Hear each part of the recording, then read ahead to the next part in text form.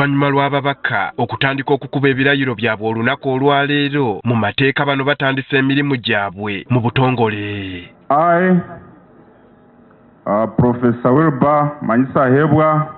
Bano we watabaawo kikyukamu bakuweereza ekisanja kya myaka 5 okuva kati okutuuka mu mwaka gwa 2031. That I'll give faithful service to this parliament.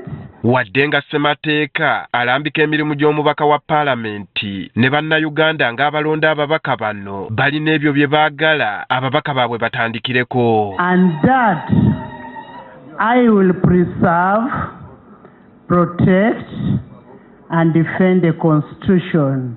Bano betwogedde nabo basoose kutusiigira kifaananyi ku paalamenti ye-11 ewedde n'ebyo bye baali bagisuubiramu. Ekoze bubi nnyo nnyo ku muntu wa wansi nga nze bwe neetandikira tuyisibwa bubi nnyo.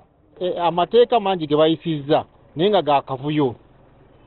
Olaba bagayisiza mu bunkenke tetutegeera lwaki bagayisa bwe batyo. Nga ffe bannayuganda ffe tetugifunyeemu kubanga emisolo gibadde mingi naye ffe tulaba waawe giraze. Mu bye basinga okweraliikirira kye kizibu ky'obuli bw'enguzi bwe bagamba nti bwafuuka oluyimba mu ggwanga. Kituluma nnyo ne tugulira embuli bw'enguzi era paliyamenti ejja erwanyise nnyo enguzi Uganda ebeere ng'etambula.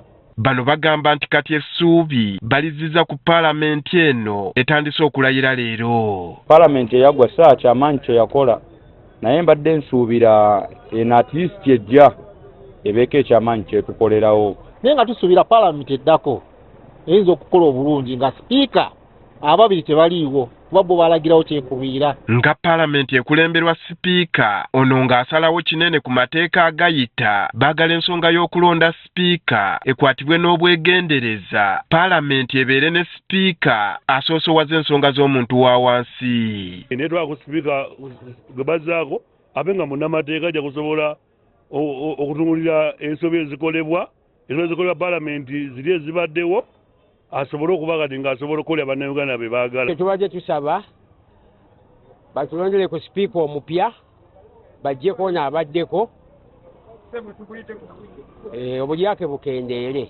Ku bimu bye basimbyeko essira bye baagala paalamenti okusoosowaza by'ebyobujjanjabi. Buli kimu kikinyigiriza newe tuwulira oli simanya aguze emmotoka ki nga ne mu ddagala wali ekawempe tewali wadde eddagala otwala omukyala n'otunuulira ekiri ekawempe n'okwata ne kutta. Mu malwaliro temubeera ddagala.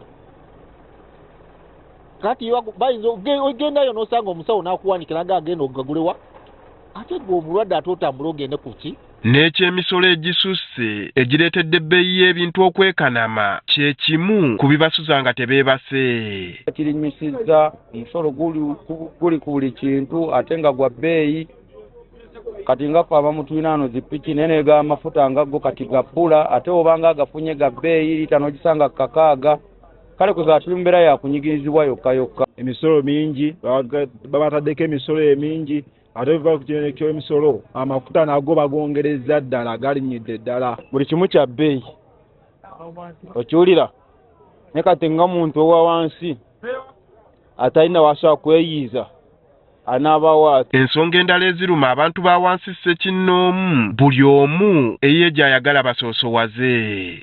Pulezidenti yali mu kitundu ky'Empigi bannayuganda twabonaabona nnyo nga tewali kkubo ddalisalinkiriza kgenda ku Masaka Road.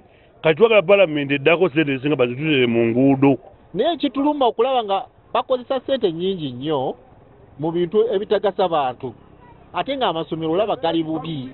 Wabula wadde nga abalonzi batadde essuubi mu babaka abalonde alipoota ezizze ezikolebwa zibadde ziraga ng'ababaka abamu omutindo gwabwe bwe guli ogw'ekiboggwe ng'ababaka abali mu 9 mu kisanja ekiwedde ekisanja kino kigenza okuggwako nga tebavuddeemu yadde ekigambo okuteesa ku nsonga z'abalonzi baabwe. Andrew Kaggwa, Agafeeyo, Spark TV.